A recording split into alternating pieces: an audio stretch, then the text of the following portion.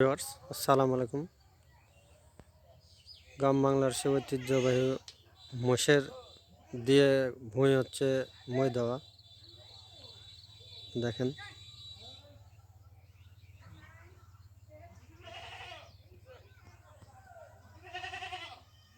ভুঁয়ে মই দিচ্ছে মোষ দিয়ে।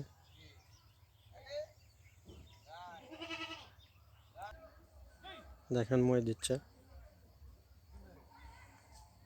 ডিজিটাল যুগে এসেও জমিতে মোষের নাঙ্গল বা মোষের মই দেওয়া হয়। দেখেন এই ভুঁইটাতে যতটা সম্ভব পেঁয়াজ লাগাবে, তাকে বলে পেঁয়াজের আল।